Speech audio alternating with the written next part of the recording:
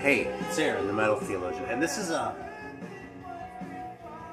Check out how cheesy this shit is.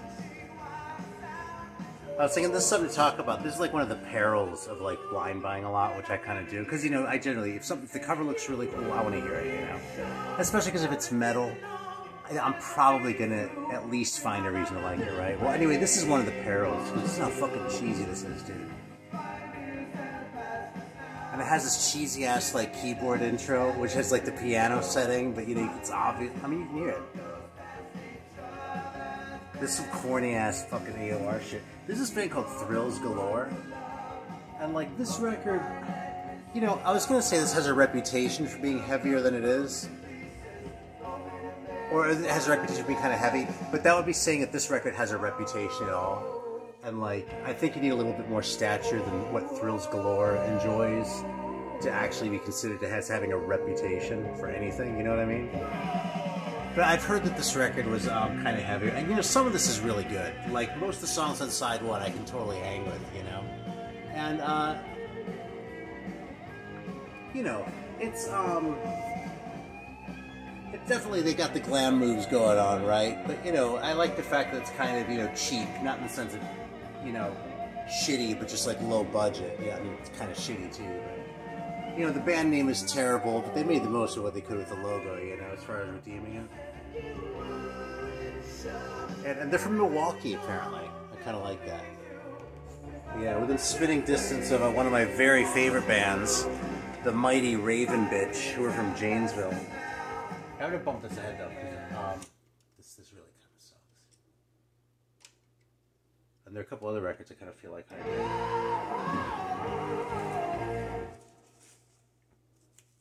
Dude, here's a record to fucking hype. I feel bad talking about this one so much, but like, I want to encourage people to like, when you're ordering records from labels, like tell them you want them to do a reissue of Commander, the High and Mighty. Because this is a hard record to get, honestly, but it is so good, man. I was thinking, let's see, it's 1987, it says on here. I haven't done a top 10 records for that year, but if I did, this would be a strong contender for the top record. And 87 is a good year.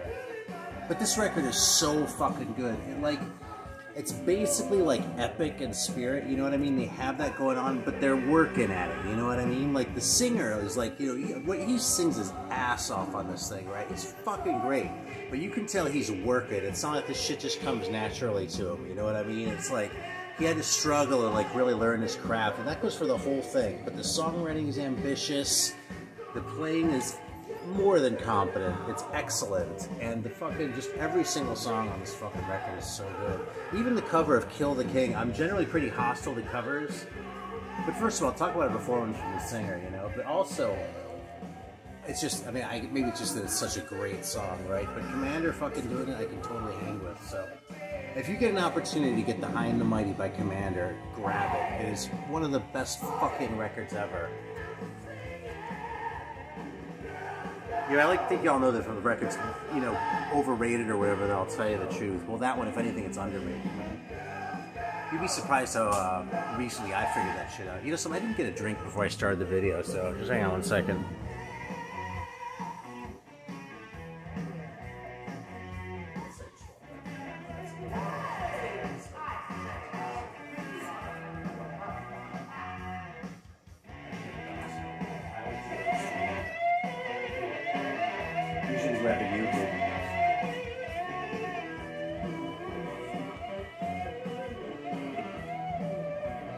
So yeah, Commander, the High and the Mighty.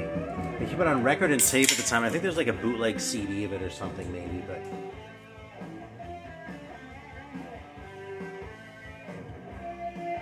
There are bands that are so... I mean, if you compare them to like Pagan Altar, who never got anything out at all when they came out, and you look at how many times that shit's been reissued, and this shit is so much better. I think it's Criminal Man. I mean, Pagan Altar is fine, right? Honestly, I kind of resent Pagan Altar just a little bit because they're one of those bands that I really wanted to like a lot, and they just haven't done it for me. You know, maybe one day. There was a time when I would have said exactly the same thing about Creator, you know, and I've totally come... Hell, there's a time in my life when I would have said the same thing about Judas Priest, you know, and obviously they're like, you know, a totem for me now, you know?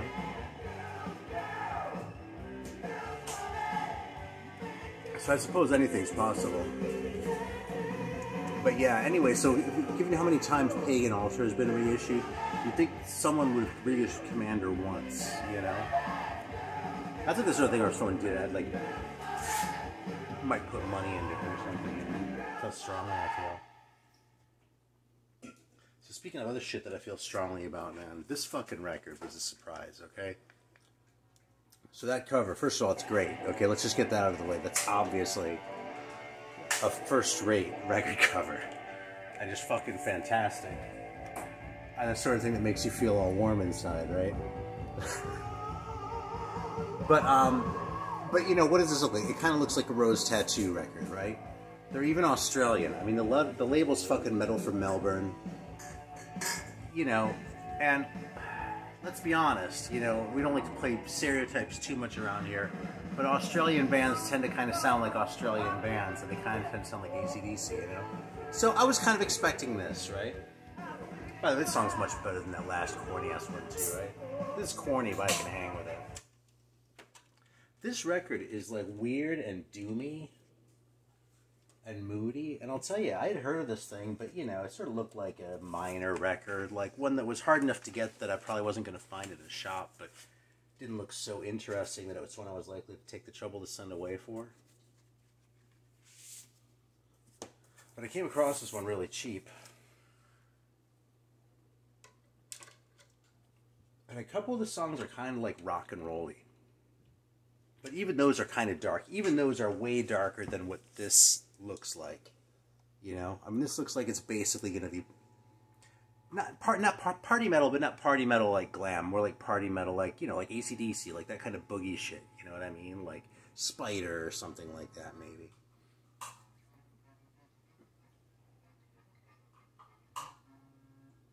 Yeah, then there's this intro, which I'm actually going to let run, because even though it's an intro, the intro is already weird for a record like this. There's the back, there's a weird map, so you can like find your pieces of 8 or whatever. What a crappy title for the record, 5 pieces of 8, isn't it? Anyway, man, this record doesn't, as far as I can tell, it's not very highly regarded. I love it. I think this record is awesome. I've been playing this like every day since I got it a few weeks ago. We're talking about overrated ones. Here's one that's overrated. This is the Thatcher record, Destined to Conquer. Listen to this shit.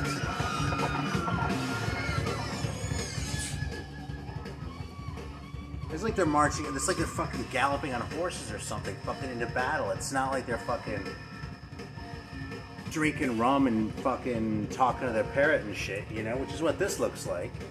You know, that's, you know, and I'd be okay with that, but I was like, holy fuck. I'm like, there are a couple like bum notes in here and shit, like just enough to make it sound like it's played live. Like that probably isn't coming through on the thing, right? I mean, it's a very good production, but it's a very good like private production. It's not like slick or anything, you know. But because the performance isn't perfect, it makes the record perfect, actually. Yeah, this one is pretty highly regarded. I think it's overrated. It's okay. It's cool. It's kind of epic in intent, kind of AOR in execution. You know, it's pretty likable. I pull this record out about once a year, and I really enjoy it a lot. God, such weenies these guys are, aren't they? They made a really good record. But this record is a lot less expensive than this one, and it's way fucking better, man.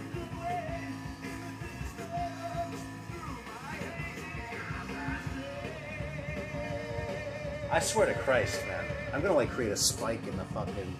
The Commander one, like go and like tell people they need to reissue it, but this one's fucking attainable, man. Just fucking goddamn. Alright, so there's an interesting case study that came up a few days ago. I was talking with Eric Bauer about this particular record, which I'm about to show here. It's a Russian record. That's funny, there's gonna be like one of those records where I finish it and sort of go like...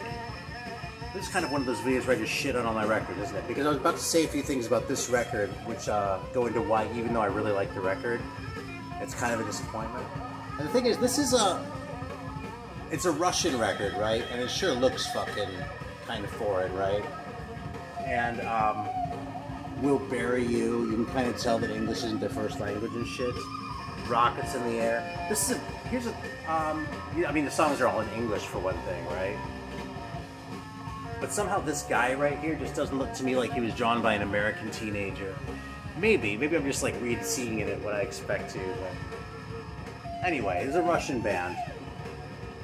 And the thing about this band is that they're fantastic. They're like really good players and shit like that. What they're playing though is they're playing like American thrash metal from this era. Like what this sounds like is it sounds like a Lost Testament record or something like that. Or not actually Testament though, but like another band that would have sounded like that. Like in a parallel universe, Ulysses Siren sounds exactly like this. They play that sound really well, like. And if that's what you're after, this is a great record. But if you want something that sounds like, you know, it was made by some slobs with no money, this record's kind of a disappointment. So it's funny because when I first got this record, I was kind of disappointed by it. But pulling it out again the other day after putting it away for a while, I always talk about the virtues of that. If you don't like a record, put it away for a while. See how it strikes you next time. But yeah, I pulled this out, and I don't know, I have an easy time appreciating it for what it is. It's a very American-sounding Russian record. And if you're looking for, if you wish that Exodus had made another record that maybe isn't as good as Bonded by Blood, but maybe is better than Pleasures of the Flesh, Hellraiser's got you covered, man. Isn't this fucking great, this record, though? This Blackjack one?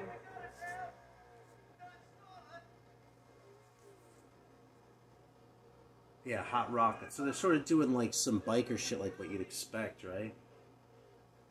This is actually one of the more sort of rock and roll songs.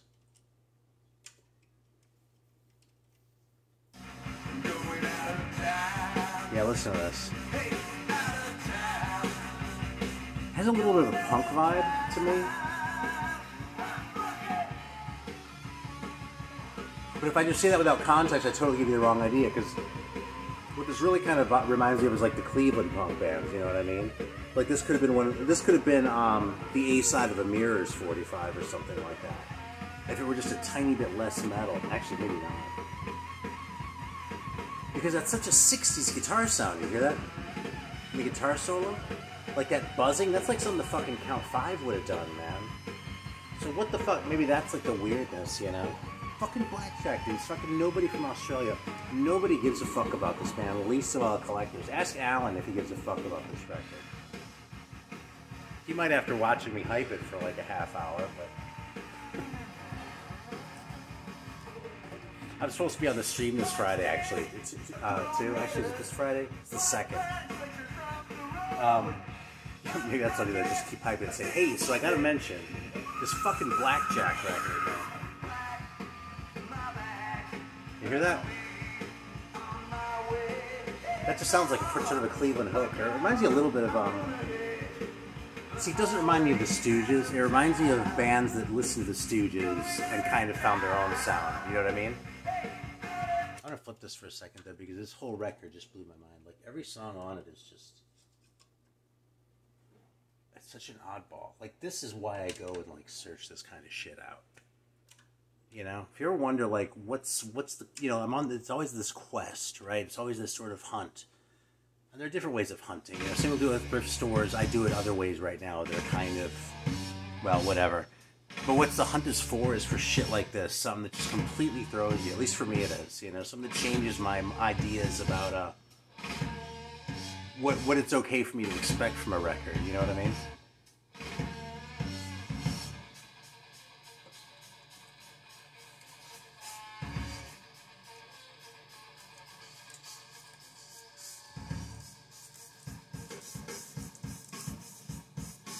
I'll listen to this again, actually. This is one I remember talking about a while ago. I said this was like a closet Jesus metal band. Yeah, I'll stand by that. Actually, this one didn't strike me as well this time as it did last time. Like, I was really into this about a month ago. This time I was like, oh, that's fine, but, you know. But they still have that Jesus metal vibe, MC Blade. Even though, again, I have no reason to believe that they're a Jesus band. You know, I mean, they're definitely not satanic. Yeah. It's a weird record, man.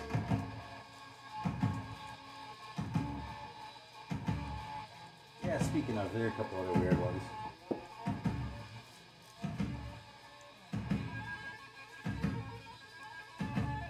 Listen to this.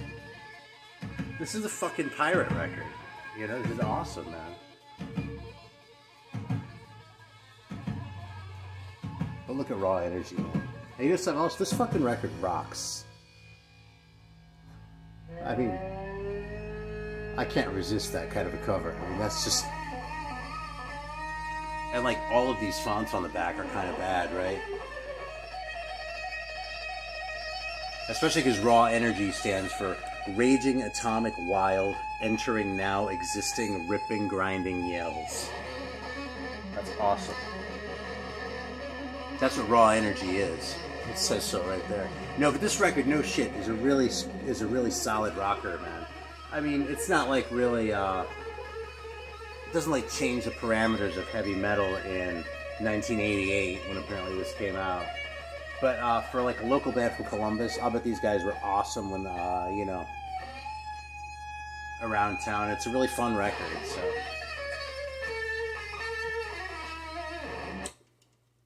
Just bumping this ahead a little because we get impatient. I wouldn't be getting so impatient if I actually listened to this record like an hour before I started the video.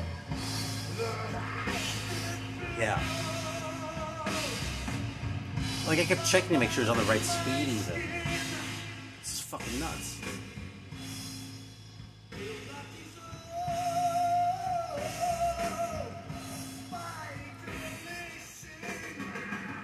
Just in case you're so stoned that you don't remember what the fuck I'm talking about anymore. This is this record.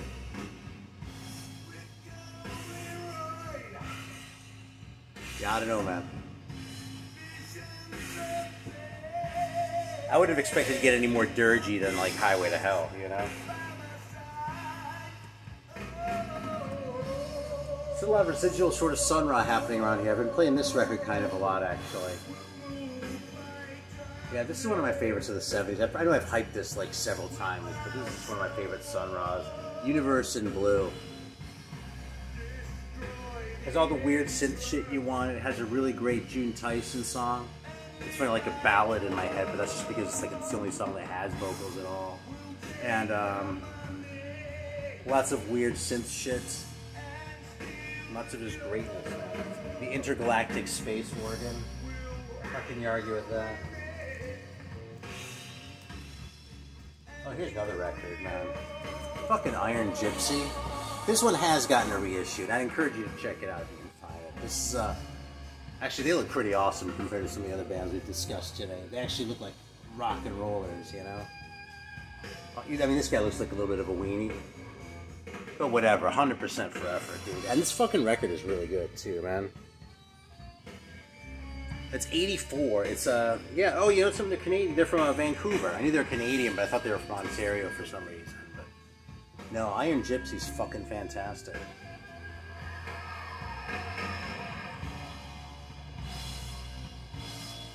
You know what's funny? Years ago on my channel, I did a video called It Came From Canada. It's about metal bands from coast to coast.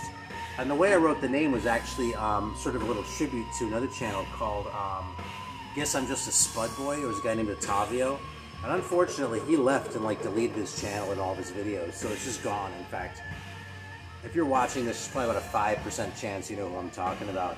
But anyway, he did a series of videos called It Came From Canada. And he always capitalized both letters in it. And he had like it was a really cool series. He talked about some local band or something like that. So I called it It Came From Canada, Coast to Coast. Or Coast to Almost Coast, because I couldn't think of anyone from Vancouver. And then like, not too long after I made the video, I was like, fuck, Black Knight is from Vancouver. Like, how fucking obvious.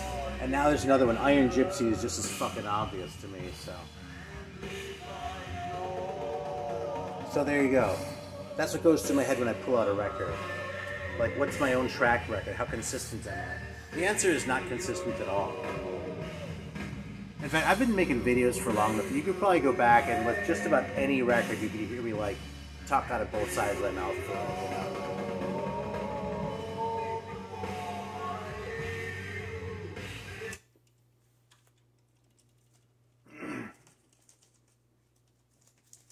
So what else has been going on? Because we're going to play a little Iron Gypsy. Unless I think of something else in the meantime. No, you know something? Here's another one we're going to play.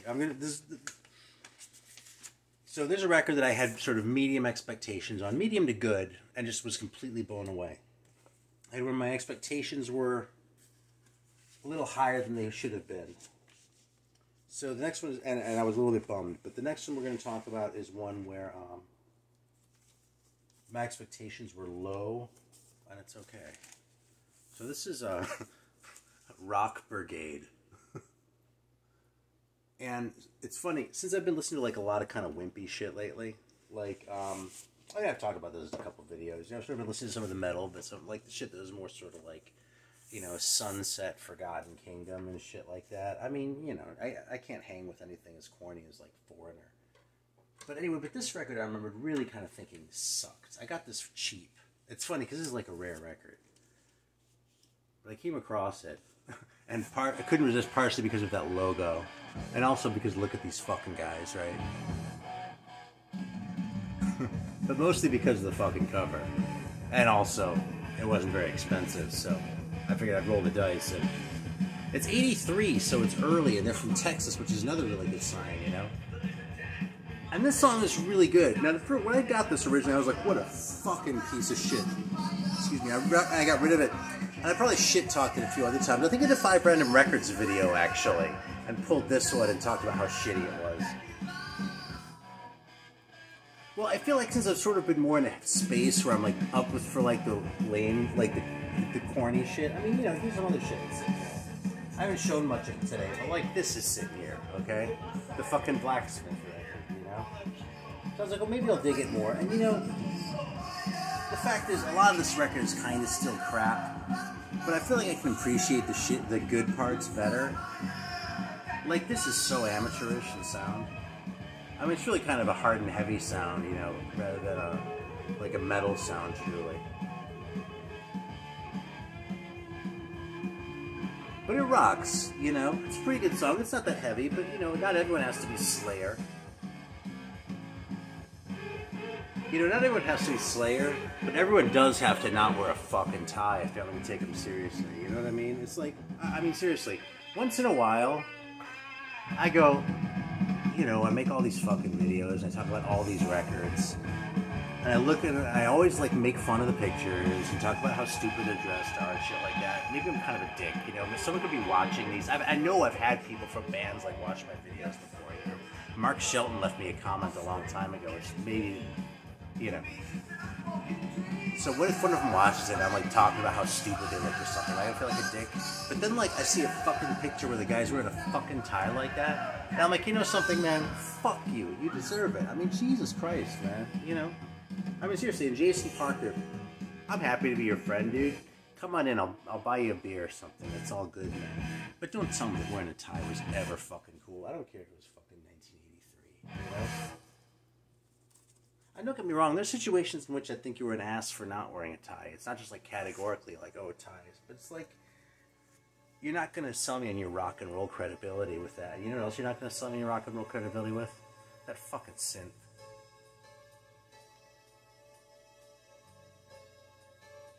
You know what's funny? Back in the old days when I hated synths, like, I would listen to something like this, and that sort of, like, pedal point, like, just that sustained note in the top there, that would have annoyed me more. Now, like, the sort of more modern version of me hating on synths, what bothers me more is that, like, fake piano sound, and the sort of pedal tone doesn't bother me as much, you know what I mean?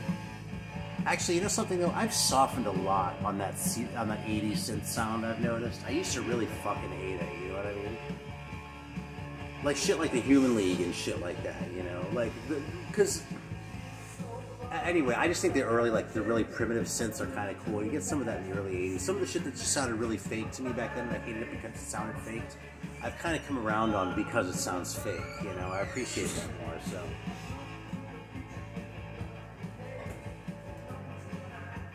Yeah, this really sucks, though, doesn't it? Here, we'll bump this ahead. That's fucking crap, though. I think do this shit.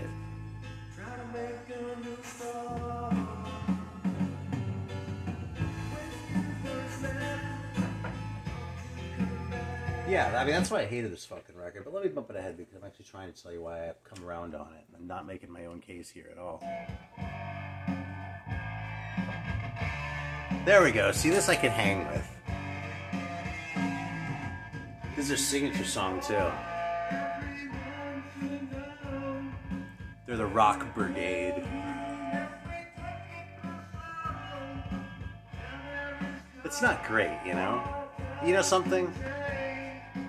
I swear to God, when I was like getting ready to make this video, I went through to make sure I had records to talk about, like sort of a few that I listened to over the last week that I had a few thoughts on that I thought would be fun to talk about. And one of them was seriously the Rok Bergade one. That's insane. That's actually cracked me up. I was really starting to think until literally just now that, man, it was a bad idea to try and like rehabilitate this fucking record. It was just too crappy. But this is really good, you know? And so I guess right now, I don't know. Maybe I'm not up for it in the moment or something. But some of that cheesy shit, I was like, you know, I can sort of let this slide by. Because if I get this as a reward for my patience, it's worth it, you know?